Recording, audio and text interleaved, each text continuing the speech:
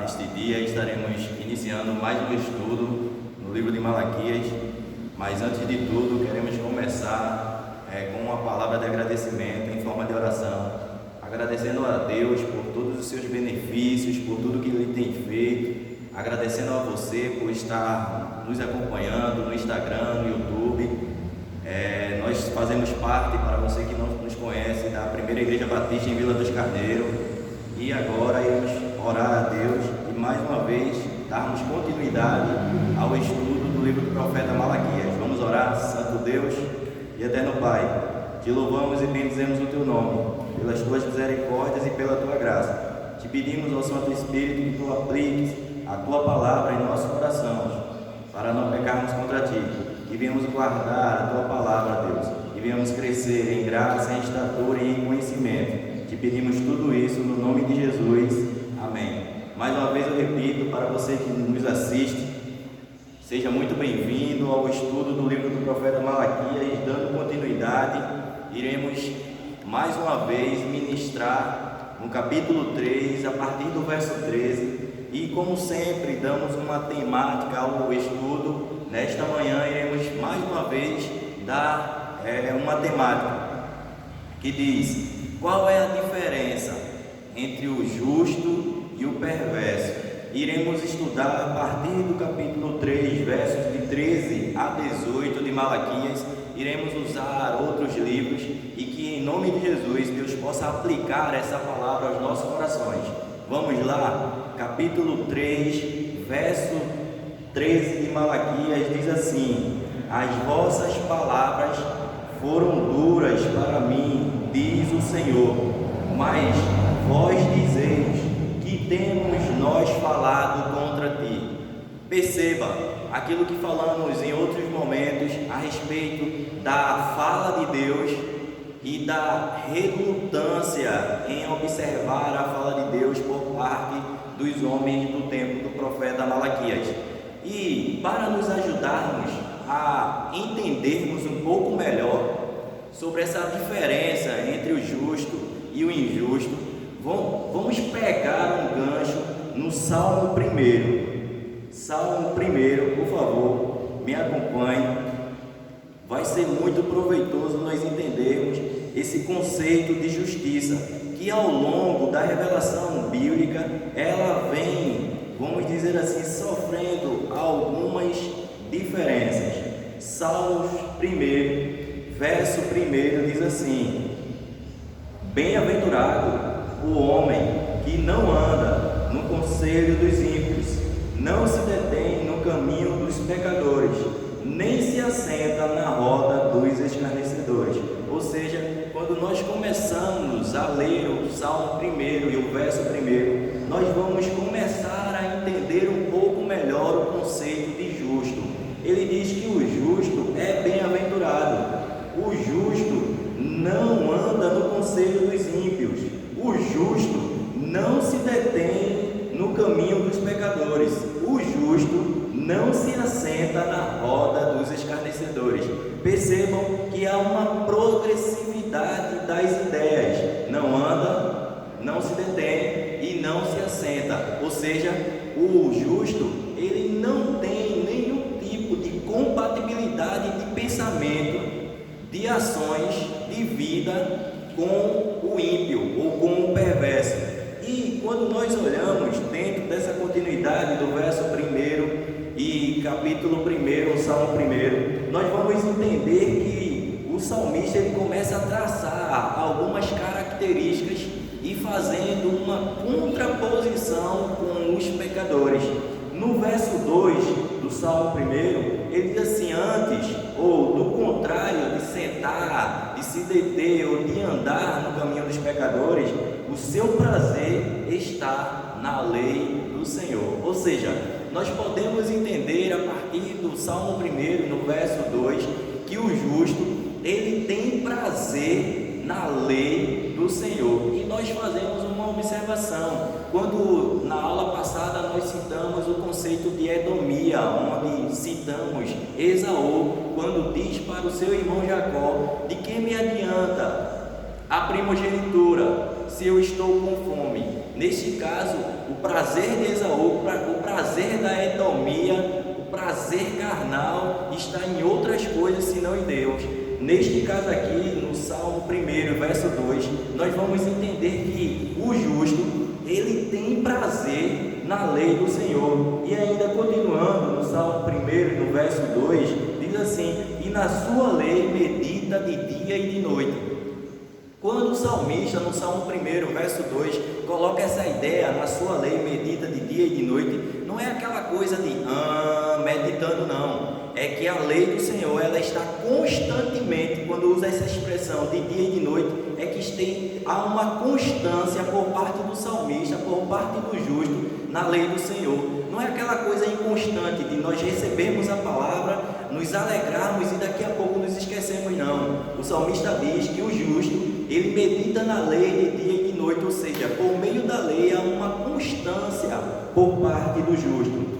E no verso 3 do Salmo 1, ele diz assim: e ele é como árvore plantada junto à corrente das águas. O que é que acontece aqui? O salmista, ele coloca uma linguagem de comparação quando usa a expressão como, e usa a árvore assim no auge da colheita, como árvore plantada junto a ribeiros de águas.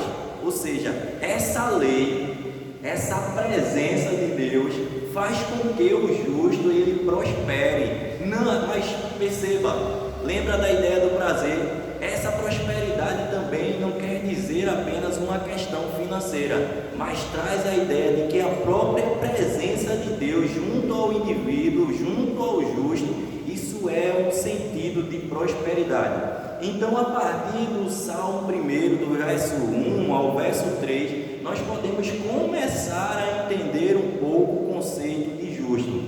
Mas no verso 4, o salmista diz assim: os ímpios não são assim. Ou seja, os ímpios, o contrário do justo, os ímpios andam no conselho dos ímpios, se detém no caminho dos pecadores e se assenta na roda dos escarnecedores. Os ímpios ou o perverso não tem prazer na lei do Senhor e muito menos medita na sua lei de dia e de noite. Então, a partir do Salmo 1, nós conseguimos enxergar aquilo que iremos tratar hoje com o profeta Malaquias, dos versos 13 aos versos 18. Ao verso 18, melhor dizendo. Nós podemos entender a partir do Salmo 1 um pouco das características do justo e do perverso ou do ímpio. E você percebe uma coisa, vale uma observação agora neste momento. Nós podemos entender que essa ideia de justiça, de justo e de perverso ou ímpio não é algo estereotipado, ou seja, eu não posso definir o conceito de justiça a partir do nosso exterior, a partir do uso ou não uso de determinadas coisas. Por exemplo, eu não posso definir o justo a partir da sua roupa, eu não posso definir o justo a partir de algo que ele use ou que ele não use, mas nós podemos definir a ideia de justo a partir de algumas referências que são colocadas aqui no Salmo 1, como por exemplo, o justo é bem-aventurado. E por que ele é bem-aventurado? Na continuidade nós vamos entender que ele é bem-aventurado pelo fato de ter certeza, ter prazer na lei do Senhor, e por meio da lei ele alcança essa bem-aventurança, que seria mais que feliz. O justo, ele tem prazer na lei do Senhor, e por isso há uma constância, ele medita nela de dia e de noite, e tudo isso, todas essas características do justo são contrárias ao perverso ou ao ímpio. E quando nós observamos e voltamos lá para o capítulo 3 de Malaquias, que é o texto que iremos trabalhar de forma mais enfática esta manhã, nós vamos entender o seguinte: vamos começar a ver a diferença, as quais diferenças, na verdade, do justo para o perverso, logo a partir do verso 13 do capítulo 3 de Malaquias, que diz assim: as vossas palavras Ou seja, no caso aqui, o profeta Malaquias, ele narra, ele escreve uma fala de Deus, e Deus estava dizendo que as palavras deste povo no tempo de Malaquias eram duras. Aí nós voltamos àquilo que falamos em outro momento, lá no capítulo 1, verso 6, quando diz que este povo, ele não honrava mais a Deus como Senhor, muito menos como Pai. O contrário daquilo que falamos, do conceito de justo lá do Salmo 1, quando eles eram bem-aventurados, quando eles meditavam na lei de dia e de noite. Aqui, eles falavam palavras duras ao Senhor. O que é isso? É o homem se rebelando, na verdade, contra Deus. Agora, vale mais uma observação dentro desse conceito de justo e de perverso, de Salmos, e fazendo um paralelo com Malaquias. O texto de Salmos, a ideia ali do salmista, no Salmo 1, é que toda a nação de Israel, que estava debaixo da aliança com Deus, carregava esse conceito. Ou seja, era bem-aventurado, não andava no caminho dos pecadores, não se detém na roda dos escarnecedores. Tudo aquilo que é falado no Salmo 1 fazia referência a Israel, que estava debaixo da aliança, e traz uma roupagem nacionalista. O que é que acontece? Quando nós chegamos aqui ao profeta Malaquias e também a outros profetas, eles não trazem esta roupagem. Por quê? Porque na verdade Israel se contaminou com outras nações e agora se rebela contra Deus. Esse conceito de Malaquias, ele direciona a uma parte do povo de Israel este fragmento do capítulo 13, verso 13. Mesmo fazendo parte da aliança, sendo ali Israel como nação, mas essas pessoas falavam coisas duras, falavam palavras duras para Deus. Ou seja, quem são esses perversos? São pessoas que são de Israel, mas se desviaram do caminho do Senhor. Nós vamos conseguir enxergar aqui no texto profético de Malaquias já uma diferenciação do termo justiça lá de Salmos para o termo justiça aqui no profeta Malaquias. Dentro desse conceito de justiça, nós vamos entender aquilo que chamamos de progressividade da revelação. Aquilo que o salmista fala dentro das características de ter prazer na lei do Senhor, de ser bem-aventurado, continua. Só que esse conceito aplicado à nação como geral, nação, etnia, nação carnal, genealogia de Israel já não existe mais. E aí nós podemos entender, fazendo uma aplicação a isso, que nos nossos dias nós não podemos conceituar justiça ou aplicar a ideia de justo àquelas pessoas que vivem no meio de um sistema religioso. Essa ideia de justiça, ela vai além disso. Por quê? Porque esse sistema religioso, na verdade, pode ser uma zona de conforto e na verdade pode até nos afastar de Deus. Nessa ideia que nós vamos encontrar aqui no profeta Malaquias, são pessoas que vivem num sistema religioso, mas são perversas.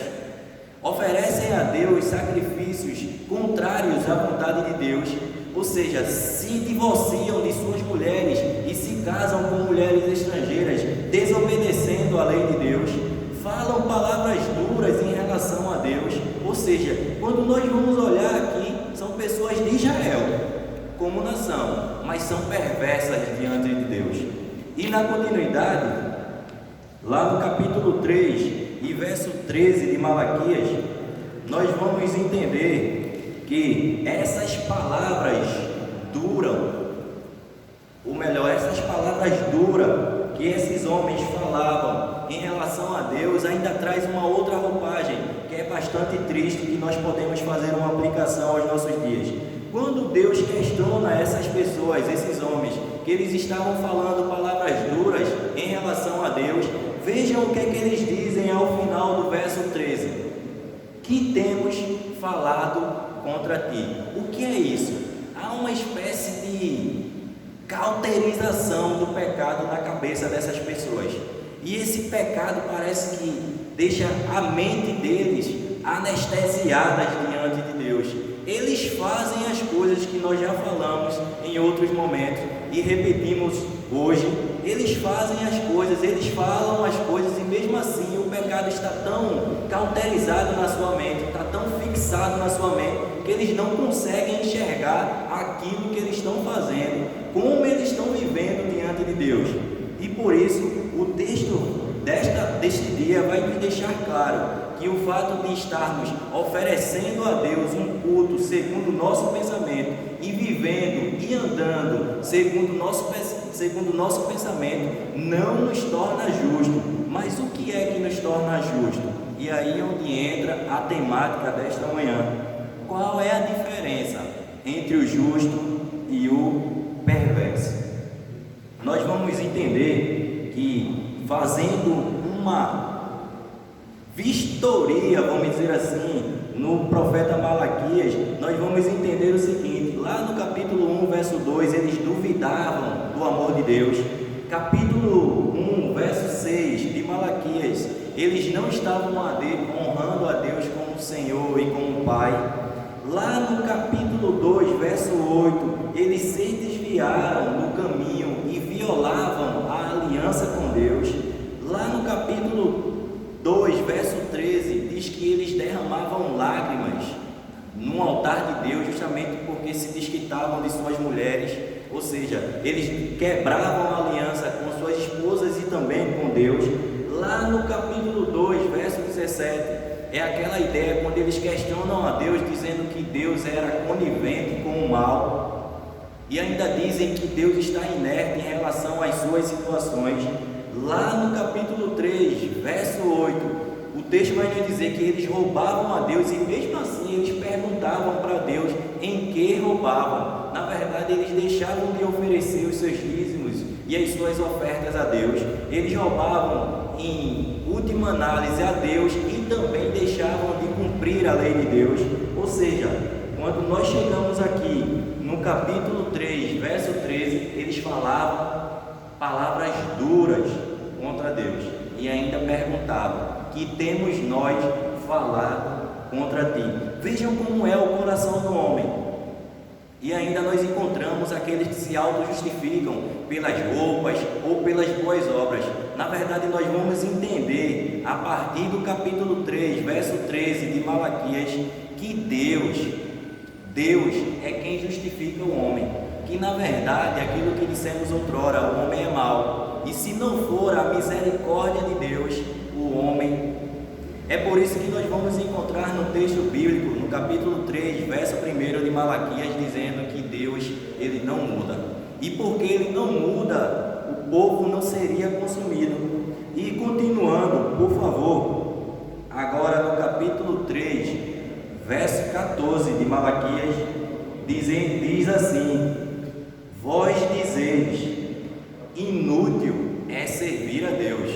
Agora pense, imagine você como um pai e seu filho chegar para você e dizer assim: eu não quero ser mais seu filho.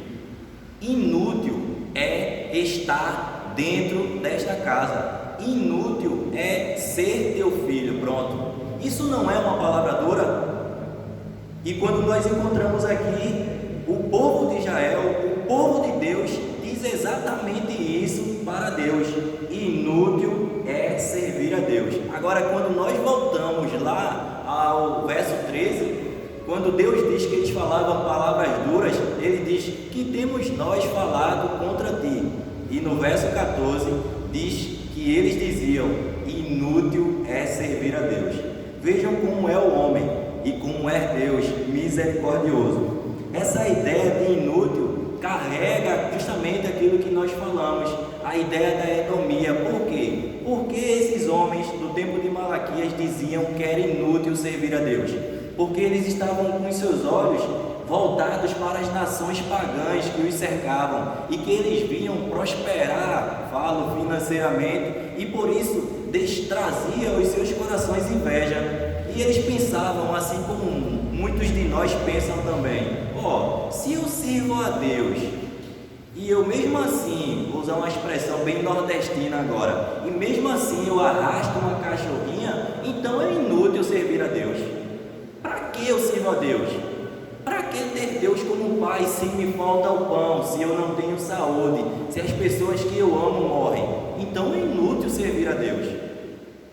E aí nós vamos entender, a partir dessas palavras, a diferença entre o justo e o perverso.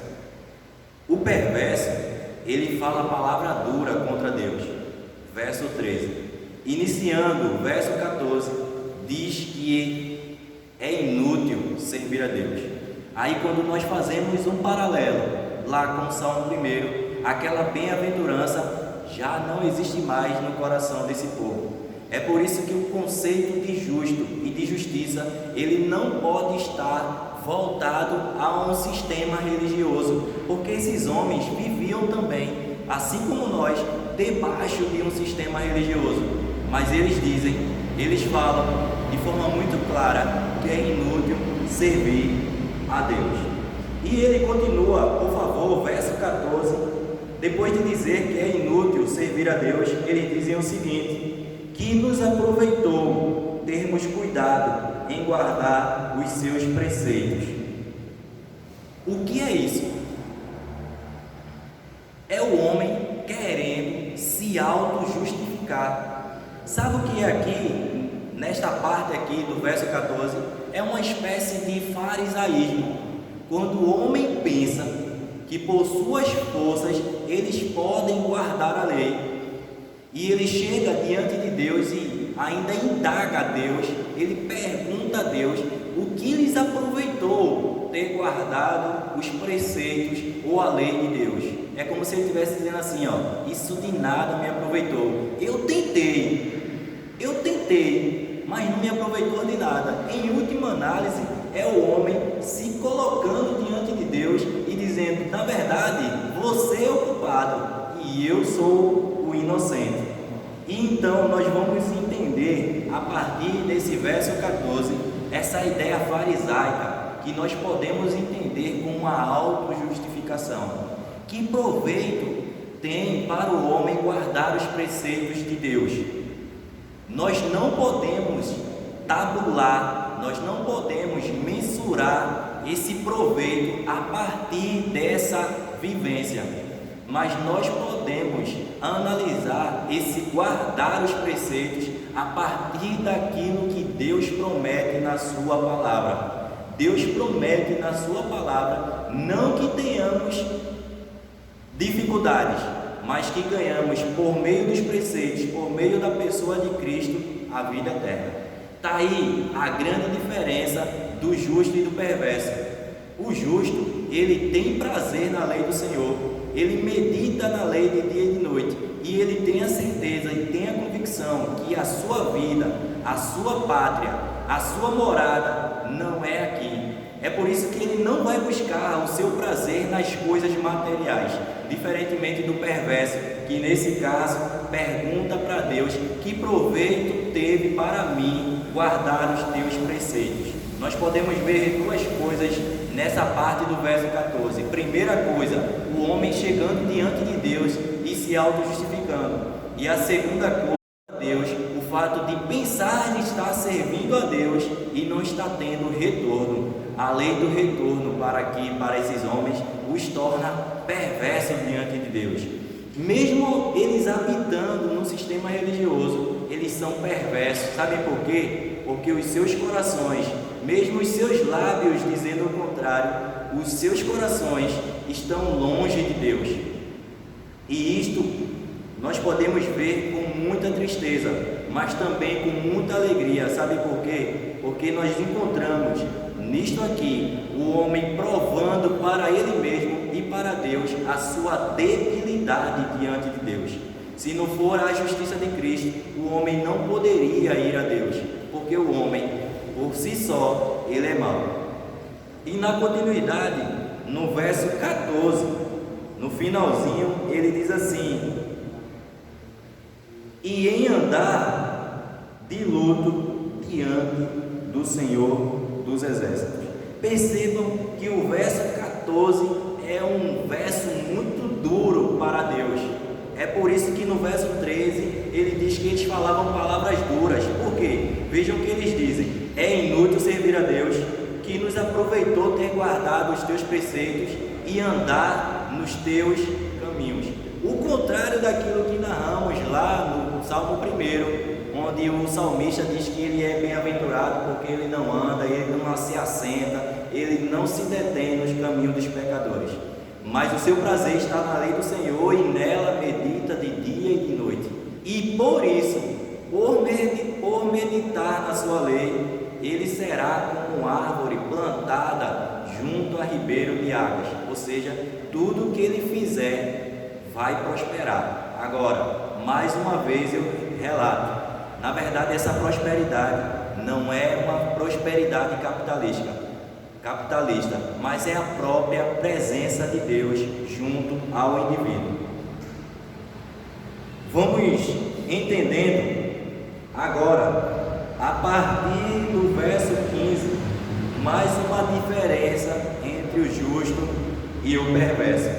No verso 15 do capítulo 3 de Malaquias, diz assim: ora, pois nós reputamos por felizes os soberbos. Eu confesso a vocês que nos ouvem, que eu fiquei com o coração muito apertado, não querendo me justificar diante de Deus, mas eu fiquei com o coração apertado quando estava estudando aqui o capítulo 3 de Malaquias. Por quê? Porque a ideia de felicidade, ela já não tem uma compatibilidade com a presença de Deus. Esses homens aqui, que são colocados como os perversos, eles reputam, eles têm na sua mente por felizes os soberbos. Sabem o que é isso? É o homem demonstrando para Deus que o dinheiro vale mais do que ele, vale mais do que a sua presença. Aquilo que o salmista diz no Salmo 1, bem-aventurado o homem, eles falam justamente o contrário aqui. Mesmo sendo povo de Israel, entre aspas, mesmo sendo povo de Deus, eles têm por felizes os soberbos. Sabem para que eles estão olhando? Eles não estão mais olhando para o alto, eles estão olhando agora para as nações vizinhas, eles estão olhando agora para as nações pagãs, eles estão olhando para aquelas pessoas que são contrárias a Deus e mesmo assim, na sua visão, são felizes. E continuando no Salmo, ou melhor, no capítulo 3 de Malaquias, verso 16, diz assim: então, ou melhor, também os que cometem impiedade prosperam. Quando nós voltamos lá ao capítulo 13, verso 13, quando Deus diz que eles falavam palavras duras, e percebam, ao final eles perguntam: que temos nós falado contra ti? Mas vejam, já falamos o verso 14 e agora estamos falando do verso 15 e diz assim: ora, nós reputamos por felizes os soberbos. Ou seja, eles são felizes, nós não. Mesmo, entre aspas, tendo a tua presença, não traz nenhuma felicidade. Os soberbos, aqueles que têm dinheiro, é que são felizes. E na continuidade do verso 15, também os que cometem impiedade prosperam. Ou seja, mais uma vez, eles estão dizendo para Deus que não tem nenhum prazer em estar com Deus, em ter aliança com Deus, que na verdade a prosperidade não está na justiça, mas está na impiedade. Há uma inversão de valores, aquilo que citamos lá no Salmo 1, aqui no texto do profeta Malaquias, que traz uma característica profética. Eles inverteram os valores. E ainda, percebam, nos nossos dias ainda encontramos muitas pessoas que querem desta mesma forma se justificar diante de Deus e chegam para Deus dizendo: é inútil te servir, de que me adianta guardar a tua palavra se eu não sou feliz, se isso não traz nenhuma felicidade, se na verdade quem é feliz são os soberbos, se na verdade quem prospera são os ímpios, quem adianta servir a Deus? E continuando no verso 15, no finalzinho, eles ainda dizem outra coisa contra Deus. Ele diz assim: sim, eles tentam ao Senhor e escapam. Rapaz, parece que o pecado, ele arruinou a cabeça desses camaradas. Ele está tão cauterizado na cabeça deles, que eles não param para refletir a respeito da grandeza e da santidade de Deus. Porque ele está dizendo aqui que, na verdade, Deus está inerte, Deus é conivente com o mal, e que tudo acontece debaixo da autoridade de Deus. Só que a autoridade de Deus, ela é parcial. Por isso, na verdade, eles fazem o que fazem e não acontece nada. Que autoridade é essa que eles colocam diante de Deus? E mais uma vez voltamos lá ao verso 13, quando Deus diz que eles falavam palavras duras. Eles perguntam para Deus: que temos nós falado contra ti? Verso 15: ora, pois, nós reputamos, nós temos como felizes os soberbos, a soberba. Também os que cometem impiedade prosperam. A prosperidade está na impiedade. Sim, eles tentam ao Senhor e escapam. Ou seja, meu irmão, isso não é uma palavra dura, não.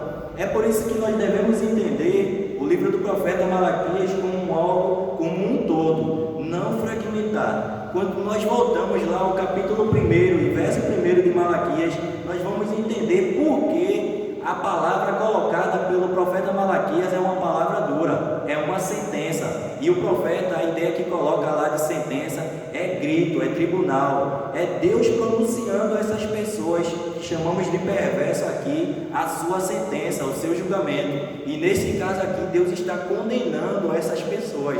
Sabem por quê? Porque essas pessoas se desviaram do caminho de Deus. Mesmo praticando a chamada religiosidade, eles estão longe de Deus. E nós vamos ver, a partir do verso 13 até o verso 15, várias características dessas pessoas. É por isso que o título desta manhã é: qual é a diferença entre o justo e o perverso? Então, diante disso, nós vamos entender que essas pessoas, elas são chamadas de perversa não à toa. Vejam as palavras que eles colocam diante de Deus. É como aquela ideia que foi colocada lá no capítulo 1. Eles desprezavam a Deus. Eles não tinham mais prazer diante de Deus. Eles preferiam, na verdade, a impiedade, a soberba, a injustiça ao invés de Deus. Eles se desviaram do caminho. Eles se desviaram de Deus. Eles se desviaram da lei de Deus, e por isso eles são perversos. Isso deve ficar bem claro na nossa cabeça. Por quê? Porque, mais uma vez eu friso, a religiosidade, o sistema religioso pode ser uma zona de conforto. Nós podemos estar andando e fazendo e falando as mesmas coisas desses homens. Está ali domingo pela manhã na escola bíblica dominical, está ali domingo à noite participando dos cultos, mas não tem prazer em nada disso. Na verdade, o seu prazer está na prosperidade dos ímpios. E aí, nós vamos esbarrar agora no capítulo 3, verso 16, quando vamos começar a falar agora o contrário de tudo aquilo que falamos nos versos 13 a 15. Nós vamos falar agora o conceito de justo, segundo Malaquias e segundo a Escritura. Percebam, o verso 16 do capítulo 3 de Malaquias diz assim: então os que temiam ao Senhor. Já poderíamos, com essa primeira parte do verso 16, ir para casa. Pela primeira parte do verso 16, nós já temos uma síntese do que é justiça. Vou repetir: então os que temiam ao Senhor. Aí está o conceito de justiça, o temor ao Senhor. Esses homens, do verso 13 ao verso 15, perderam o temor. Eles não temiam mais a Deus, eles não tinham mais prazer em servir a Deus. Eles deixaram que o seu coração fosse contaminado pelo pecado. É por isso que o texto vai citar essas pessoas como perversas. E quando nós começamos aqui no verso 16, nós vamos entender que o conceito de justiça está no temor ao Senhor. Então, os que temiam ao Senhor falavam uns aos outros, e o Senhor atentava e ouvia. Havia uma reciprocidade por parte de Deus e por parte desse povo. Agora eu quero fazer uma observação aqui. A partir daqui do texto de Malaquias, nós podemos entender um conceito que vai ser muito trabalhado pelo apóstolo Paulo quando escreve a carta aos Romanos. O conceito de justiça trabalhado pelo apóstolo Paulo na carta aos Romanos é muito bom. E por isso, ele vai trabalhar também uma outra ideia na carta aos Romanos, o que conhecemos como remanescentes, ou seja, dentro de um todo, Deus vai separar uma parte, e essa parte vai ser chamada pelo apóstolo Paulo na carta aos Romanos de remanescente. A teologia, ou sistema teológico, vai chamar isso de perseverança e preservação dos santos. Por que nós devemos entender isso? Porque essa perseverança, ela parte a partir da preservação por parte do próprio Deus em relação a estes remanescentes. Percebam que o verso 16 diz assim: então os que temiam ao Senhor falavam uns aos outros, e o Senhor atentava e ouvia. Havia um memorial escrito diante dele para os que temem ao Senhor, para os que temem ao Senhor, e para os que se lembram, ou melhor, e para os que se lembram do seu nome. O que é que nós vamos encontrar aqui com essa ideia de memorial? Essa ideia de memorial, na verdade, é carregada com aquela ideia de livro da vida que nós vamos encontrar lá em Apocalipse.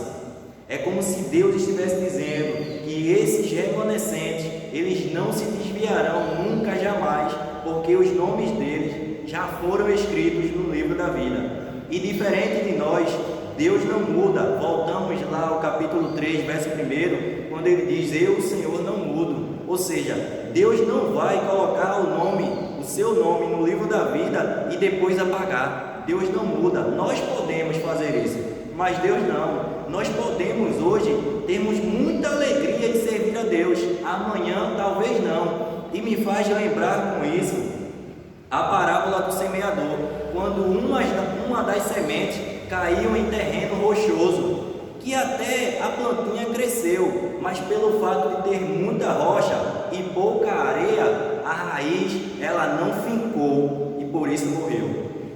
Pode ser que esse seja o conceito de muitos. Chega na igreja, ouve a palavra, recebe com alegria, mas quando sai e passa a lidar com as aflições do mundo, morre, se desvia. Mas na verdade, nós podemos entender que a semente ela não germinou, ela não chegou até o coração, ela só ficou na parte superficial, na esfera superficial, e nós podemos entender dentro dessa ideia de justiça quando não é algo estereotipado. Nós não podemos medir a justiça nem pelo que falamos, nem pelo que fazemos, nem pelo que vestimos ou não vestimos, apesar de as escrituras ser muito clara quando falando de vestes, diz que as nossas vestes elas devem ser ordeiras.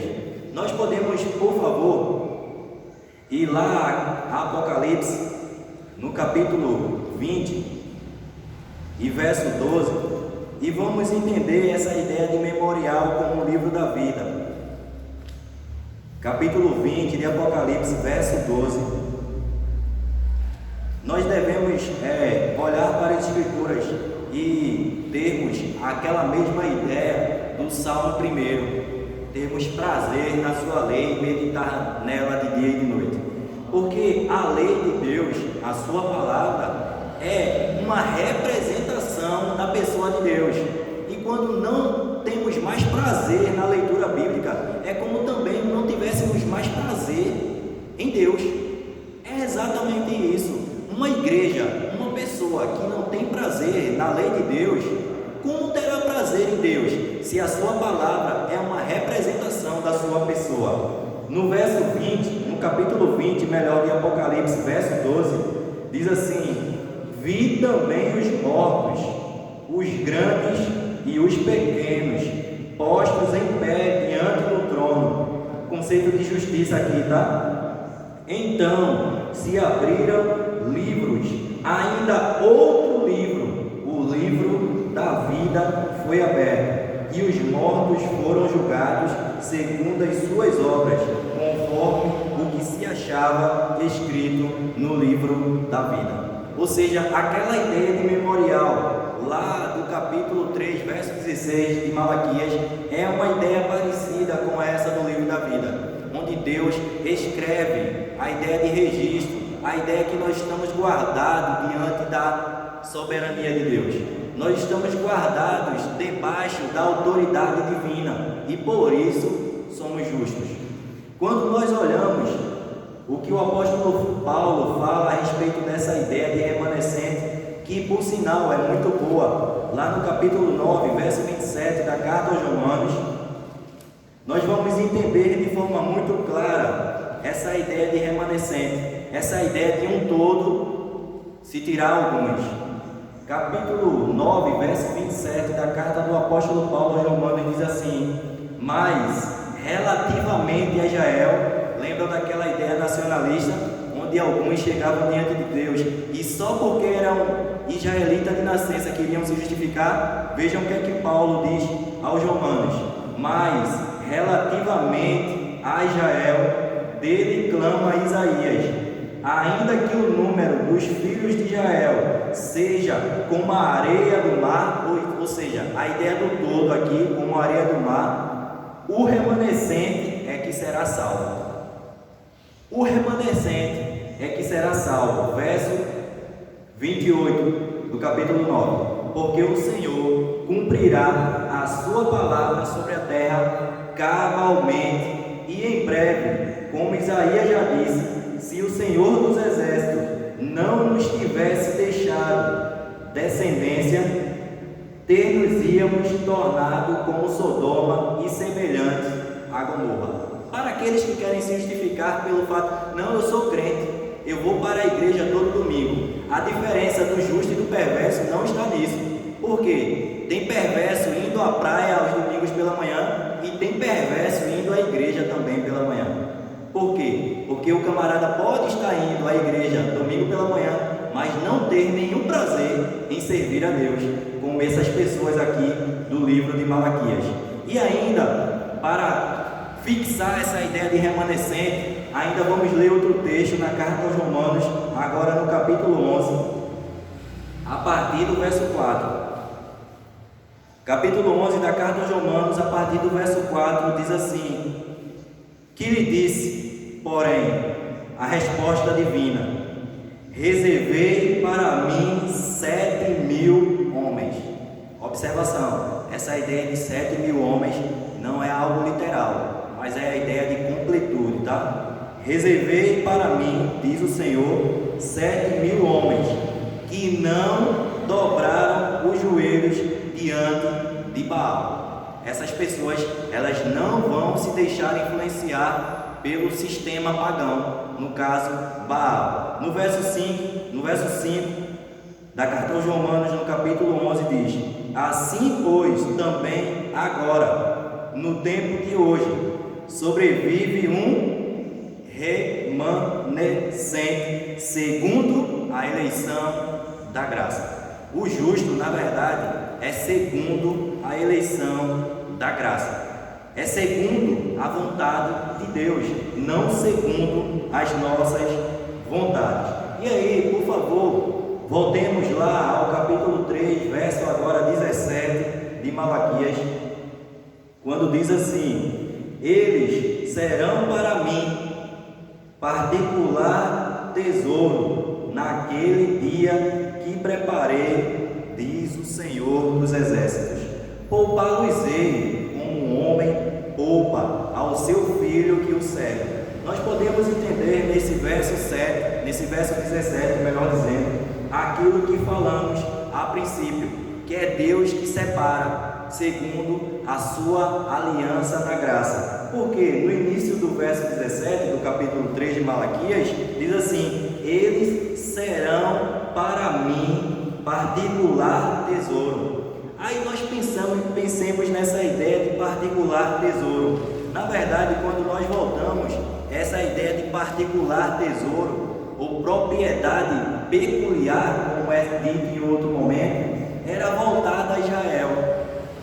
E aí nós vamos entender a progressividade da revelação. Na verdade, quando chegamos aqui ao texto profético de Malaquias, nós vamos entender que não seria Israel como nação, como etnia, mas seria um Israel, um povo separado, segundo a aliança da graça, que o apóstolo Paulo chama, e nós já vimos isso, de remanescente. Aqueles que Deus, pela sua infinita graça e pela sua infinita misericórdia, preserva, separa para si. Aí já entramos no conceito de santidade. Santidade não traz aquela roupagem de pecado, de não pecar, ou aquela roupagem de milagres, como é colocado para alguns, que se comprove o milagre para santificar aquela pessoa, ou para canonizar aquela pessoa. Na verdade, nós podemos entender de forma muito clara, aqui no verso 16 e 17 de Malaquias, esse conceito de santidade, quando Deus separa, faz um memorial, e isso tudo é segundo a sua graça. E ainda nós podemos entender uma coisa aqui colocada no verso 17 de Malaquias: naquele dia que preparei, diz o Senhor dos Exércitos, poupá-los-ei. Ou seja, quando nós vamos entender aqui, já estamos falando do julgamento, do juízo de Deus, para aqueles que pensam que isso nunca vai acontecer, que Deus está inerte em relação à maldade do homem. Naquele dia, diz o Senhor dos Exércitos, poupá-los-ei, como um homem poupa a seu filho. Nós voltamos lá ao que foi colocado no capítulo 1, no verso 6, quando eles desprezavam a Deus como pai. Aqui diz que naquele dia poupá-los-ei, como um pai poupa a seu filho a quem serve. A ideia de serviço é uma expressão que é a mesma ideia de culto, é um tema muito corriqueiro aqui no livro do profeta Malaquias. Então Deus está dizendo para aquele povo que vale a pena servir a Deus, que vale a pena estar na sua presença, porque naquele dia essas pessoas que servem a Deus com integridade, com fidelidade à sua lei, serão preservadas. E essa deve ser também a nossa esperança. A nossa esperança em servir a Deus não é segundo a prosperidade humana, mas deve ser segundo a vontade de Deus, com a esperança da vida eterna. O cunho da pessoa de Deus é a vida eterna. Percebam o cenário: Deus cria o homem para a eternidade, mas lhes dá uma ordem lá no Éden: olha, se tu comeres desta árvore do bem e do mal, certamente morrerás. Ou seja, a partir daquele momento, além do pecado, entra a morte na humanidade.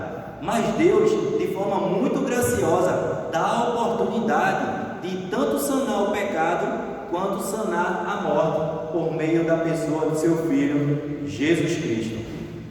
E aí, nós vamos caminhando para a conclusão, no verso 18 agora, do capítulo 3 de Malaquias, onde Malaquias vai dizer assim: então vereis outra vez a diferença entre o justo e o injusto. O autor, se você tiver uma leitura um pouco despercebida, você passa direto por essa coisa. Mas o que é que o autor está dizendo? Essa diferença, ela já foi falada em outros momentos. Nós vamos encontrar por várias vezes no texto profético Deus fazendo essa diferença entre o justo e o perverso. Há uma diferença, e essa diferença ela não pode ser estereotipada. Nós não podemos ver essa diferença a partir do que falamos, a partir do que vestimos, a partir do que usamos ou não usamos. Mas tem uma diferença entre o justo e o perverso que é fundamental, e é mais uma vez colocada aqui no verso 18 de Malaquias: então vereis outra vez a diferença entre o justo e o perverso, entre o que serve e o que não serve a Deus. E diante disso, nós podemos mensurar aqui nesse momento que servir a Deus, ela deve gerar em nós a alegria lá do Salmo 1.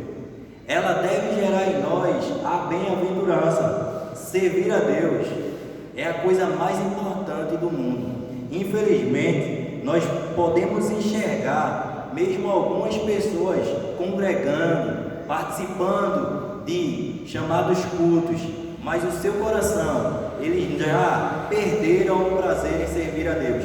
Eles já foram corrompidos pelo pecado. E diante disso, nós vamos enxergar esse cenário, essa diferença aqui no capítulo 3, do verso 13 ao verso 18 de Malaquias. De forma muito clara, nós vamos enxergar o pecado habitando no coração do homem, mesmo o homem estando ou fazendo parte de um sistema religioso. E aí, por favor, nós precisamos, para finalizarmos, darmos aquela ideia que colocamos no início da progressividade da revelação em relação a esse conceito de justiça. E para isso, vamos finalizar lendo alguns textos da carta aos Romanos. Por favor, me acompanhe. Capítulo 1, verso 17 da carta aos Romanos. Vamos finalizar lendo alguns versos da carta aos Romanos e eu creio, em nome de Jesus, que isso vai ser uma bênção para a igreja de Deus. Capítulo 1, verso 17 de Romanos, diz assim: visto que a justiça de Deus se revela no Evangelho, de fé em fé, como está escrito, o justo viverá pela fé. Observação, essa fé não brota, não é gerada pelo homem, mas vem de Deus, como um presente de Deus. E quando nós abrimos, nós vamos entender por que vem de Deus. No capítulo 3 agora, no verso 21 da carta aos Romanos, diz assim: mas agora, sem lei, se manifestou a justiça de Deus, testemunhada pela lei e pelos profetas, ou melhor, testemunhada pela sua palavra. Verso 22: justiça de Deus mediante a fé em Jesus Cristo, para todos e sobre todos os que creem, porque não há distinção, ou não existe distinção, pois todos pecaram e carecem da glória de Deus. Percebam que não brota do homem, porque todos são pecadores, mas é Deus que dá. E no verso 24 ele diz assim: sendo justificados gratuitamente por sua graça, mediante a redenção que há em Cristo Jesus. Verso 25: a quem Deus propôs no seu sangue como propiciação mediante a fé, para manifestar a sua justiça, por ter Deus, na sua tolerância, deixado impunes os pecados anteriormente cometidos. E no verso 26 diz assim, no capítulo 3 da carta aos Romanos: tendo em vista a manifestação da sua justiça no tempo presente. O agora, quando o apóstolo Paulo escreve à igreja de Deus, no tempo presente, para ele mesmo ser Cristo justo e o justificador daquele que tem fé em Jesus Cristo. Ou seja, o homem de forma alguma pode se justificar diante de Deus. E sabem por quê? Porque quando nós olhamos ainda na carta aos Romanos, no capítulo 3 e verso 10, nós vamos entender o seguinte: não há um justo, nenhum sequer. De forma alguma o homem pode se justificar diante de Deus. O que é isso? E como podemos fazer um paralelo entre o capítulo 3, a carta aos Romanos e o Salmo 1? O homem pecou, que fique bem claro na sua cabeça. O homem pecou, e tudo que o homem faz para Deus, mesmo para nós sendo bom, para Deus são trapos de imundícia. Por quê? Porque mesmo aquela ideia de boa obra que nós fazemos, ela vem carregada por motivações pecaminosas. Então, tudo que nós fazemos diante de Deus, mesmo sendo bom aos nossos olhos, para Deus ainda não é suficiente. Às vezes nós chegamos diante de Deus aplicando aos nossos dias. Aí fazer um jejum hoje. Aí faz o jejum o dia todinho, sem comer, sem beber, ou seja, jejum integral, chamamos de jejum integral. Mesmo assim, continuamos pecadores, continuamos injustos diante de Deus.